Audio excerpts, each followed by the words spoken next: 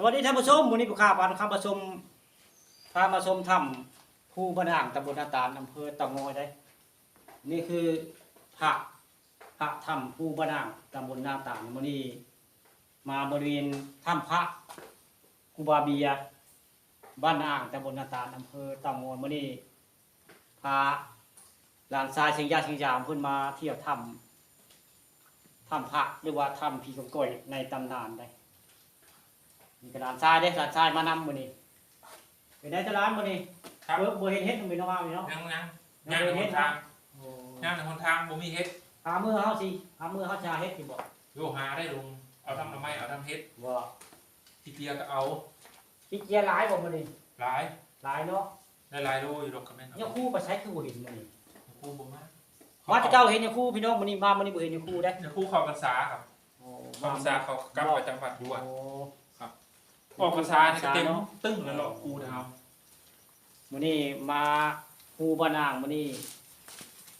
บ่เห็นพี่น้องบ่เห็นเนี่ยครูได้นี่มาทำครูบาเบียบ้านอ่างนี่บ่เห็นเนี่ยครูได้มาปกตินี่สิเนี่ยครูได้ทำนี่ทำพี่กงก้อยในตำนานนี่มื้อนี้ผู้ค้าป่าต้องคำพามาชมถ้ำพี่กงก้อยบ้านนาอ่างเลย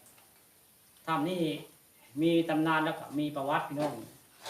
ประวัติคือครูเบียมาอยู่ในถ้ำนี่3 ปีได้มาจำพรรษาอยู่นี่3 ปีแล้วเพิ่นบ่อยู่ดีเพิ่นบ่อยู่ดีบ่สบายก็เลยเมื่อไปอยู่จำพรรษาอยู่วัดป่าบ้านนาในช่วงนี้เพิ่นรุ่นแล้วก็มีประวัติของยครูชายทุดงขึ้นมาจำพรรษานี่เพิ่นเอาเพิ่นคักมานอนคืนแรกก็2 ทุ่มเพิ่นก็เจอเพียงก้อยลงมานี่แล้วจะมีพลานหินแต่ไก่บ่ได้พลานหินนั่นน่ะมีก้อยที่โดดลงมาแต่ทึ่งบ่ได้โดดลงมาใจเอกันยครูก็ยิงเขี้ยวข้างเพิ่นแต่อาจารย์น้อยเพิ่นบ่ย่านนะเพิ่นบ่ย่านแต่เพิ่นเอาขนมให้เพียงก้อยได้เพียงก้อยก็ดองไปแล้วหกเลยว่าไงดองกระทึ่งบ่ล่ะดองไปถ้ำทั้งทึ่งตอนลงดอกไปได้ดอกมันหน้าผาถ้ำได้อาจารย์น้อยว่าประวัติได้ที่มาของถ้ำเพียงก้อยที่บ่ข้าออกคลิปไปนี่ก็คือมีประวัติแล้วก็มีตำนานอาจารย์น้อยเพิ่นอยู่พี่น้องอยู่ถ้ำอำเภอนาเกถ้ำด้านสร้างเด้อใครอยากสัมภาษณ์อาจารย์น้อยมาพ่อเพียงก้อยในถ้ำนี่ก็คือต้องไปถามเพิ่นอยู่ถ้ำสร้างอำเภอนาเกวัดถ้ำสร้างระดับนี้มงเดียวพี่น้องจะมีสร้างหันหน้าทางตะวันตกได้สร้างหินมื้อนี้พาหลานชายมาชมถ้ำในถ้ำพระภูบะนางเลยคือถ้ำพระภูบะนางนี่คือถ้ำพระภูบะนางตำบลนาตาลได้นี่จะมีพระได้ปุ๊พระโศกองค์ที่ขึ้นอยู่คนทุกปีได้สร้างแปลงไว้อันนี้พระนี่นะในกระแม่นพระองค์นี้องค์ใหญ่กระแม่นได้อันนี้ก็เป็นพีมือของทุกปีได้เป็นผู้สร้างไว้นี่เพราะว่าเพิ่นมาอยู่นี่3 ปีได้จำพรรษาแล้วก็ทานผู้เบียว่าเพิ่นเอาแบบมาเองได้นี่แบบมาประกอบแล้วก็เทปูนี่ได้แต่แกะแบบมาจะเป็นผ้านี่คือถ้ำพระหลวงปู่เบียบ้านนาอ่างตำบลนาตาลอำเภอเต่างอยจังหวัดป่าตะคำปฐมนี่มาครับเชียงยาเชียงยามได้พาเดียวมาถวายน้ำมายังจรันจะน้อยเพิ่นสิถวายน้ำได้เอาน้ำมาสักแพ็กกับจรันเอาน้ำมา2 แพ็กพี่น้องมื้อนี้มาถวายไว้คือว่านักป่าอาจารย์มานี่ไปมานอนนี่เนาะประจำพรรษานี่ก็มากินน้ำนี่ไว้ป้าไว้นี่เลยน้ำนี่ผู้ค้าก็พาเดียวมากับหลานทรายได้มองนี่จะเป็นภูเขาสูงเนี่ยมองนี่สูงชันได้ลงไปน้ำพุงบ่ได้น้ำพุงนี่ลงไปนี่จะมีน้ำพุงไหนน้ำพุงนี่สไลด์พูนไปใส่บ้านเตางอยแต่มันสิแคบได้น้ำพุงนี่แคบได้น้ำพุงนี่มาจากเขื่อนน้ำพุงมาทางพุ่นละบ้านกกโดกกปะติมหรือบ้านนากินนาที่มาของน้ำพุงสายนี่ได้หมู่นี่คือเป็นภูพระนางตำบลนาตาลหรือว่าถ้ำพระบ้านนาอ่างตำบลนาตาลอำเภอเต่างอยหรือหมู่นี้ลูกค้าฟังทำประตูนี่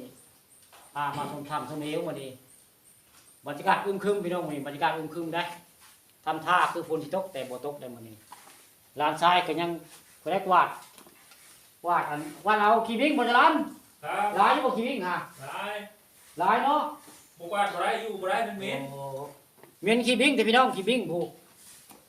หลานชายกำลังกวาดอันขี้วิ่งเด้สิเอามือน้ำอยู่บ่ขี้วิ่งฮะ เอามาใส่บักเพชร ก็จะคืออันนี้ก็จะแม่นในจานเพิ่นจะคู่ประเทศบ่นี่นี่ ครับ ปูซานโนหนังมันจะบ่มีนอนนี่ถ้ำนี่ส่วนมากแล้วยาคู่องค์ใดมาอยู่กับบ่หึงได้ทำมีครูบาเบียอยู่ได้3 ปีพี่น้องส่วนมากอะไรนี่อยู่บ่พอ7มื้อเอาว่าอยู่บ่ได้นี่เพราะว่ายาคู่องค์นึงมานอนนี่ก็คือแรกว่าเพิ่นว่ามื้อแรกมานี่เพิ่นสิมีกระป๋องเลยกระป๋องสีกิ้งปิววันนอกบ่ได้เพิ่นว่าหั่นยาคู่สัมภาษณ์เพิ่นอยู่ยาคู่แต่ว่ากลางเว้นลมบ่พัดก็มีกระป๋องสีเพิ่นเอากินกันลัดเพิ่นได้ลงไปหน้าลงมาทางหน้าผาลงไปได้เพิ่นว่าให้ฟังยาคู่ที่มาอยู่นี่ประวัติได้เพิ่นว่าเจ้าที่จังแฮงอยู่เพิ่นว่าผู้ข่าวแล้วว่าจะใครเติบได้เจ้าที่บ่มีใครเติบเจ้าที่กันทำพระยาคู่เบียบ้านอ่างนี่พาขอรับมาชมเอาภาพบรรยากาศในถ้ำยาคู่เบียบ้านอ่างตำบลนาตาลมาเบิ่งมาชมแม่นไผข้องใจว่ามีบ่มีก็มานอนลงเบิ่งพี่น้องว่ามานอนลงเบิ่งในโลกเบิ่งได้ทำผีกะก้อยบ้านอ่างนี่สิเห็นนั่นสิเห็นผีกะก้อยอยู่บ่คืออาจารย์น้อยเนาะในรายกะค่ำแล้วข้าก็สิชวนหลานเมื่อแล้วในรายกะขอเก้าคำว่าสวัสดีไว้พอสวัสดีครับ